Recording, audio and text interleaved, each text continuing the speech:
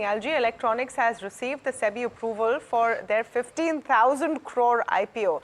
How does it stack up against other listed players in the home appliance consumer electronics segment? Mahima is joining us with those details and, of course, details of the IPO as we know them as of now. Right. So, as you rightly mentioned, LG Electronics has received a SEBI approval for its 15,000 crore IPO. This will be entirely an offer for sale, and around 15% of stake is something that the parent company is looking to offload via this particular IPO. Now, in terms of a brief about the company, it's the second largest player in India for home appliances as well as consumer electronics. It has a varied range of products, ranging from refrigerators to washing machines to air conditioners to televisions, and also smart devices and smartphones. In terms of its financial performance, FY24 revenue stood at around 21,300 crores, and this has had a 3-year CAGR of roughly 12%. In terms of EBITDA margins for FY24, it stood at around 10.4%. PAT number was at 1,500 crores, but PAT has seen a negative 3-year CAGR of around 3.2%.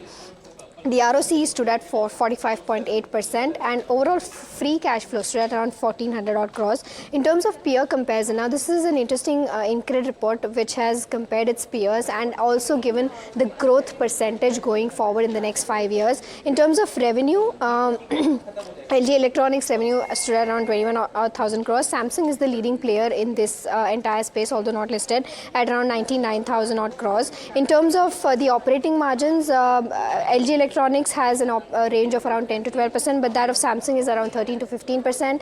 That of Whirlpool is around 15 to 17%, and Voltas is within the same range. And Godrej Appliances has a lower range of around 8 to 10%. In terms of growth potential, they're penciling a 12% CAGR for LG Electronics in the next 5 years. For Samsung, it is around 8 to 10%. For Whirlpool, it is 10 to 12%, and for Voltas, it is around 8 to 10%. Now, in terms of valuations, from a conservative approach, the valuations as compared to peers is slightly lower for LG Electronics, but still, in terms of FY25 estimates P, it stands at around 44 times, which is not cheap. And FY26, this 44 P goes to around 40 times. So, however, this is lower as compared to its peers like Havells, Blue Star, etc., which range between 55 to 60 to even 65 times in terms of P, but still 44 times P. 25 estimates is not cheaper. So this is the overall view as to how IPO for LG Electronics pans out. Do we have an idea of the timeline, Mahima? Not yet. Now that the SEBI nod is in?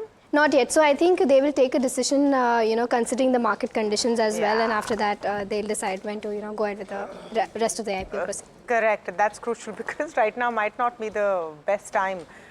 We've seen stocks where the lock-in is opened up and they're being hammered today. We'll take a very short break, but on the other side, we come back with all the movers and shakers and a great conversation that we're doing with Ajay Argal, SVP and Senior Portfolio Manager at Franklin Templeton. I'm looking forward.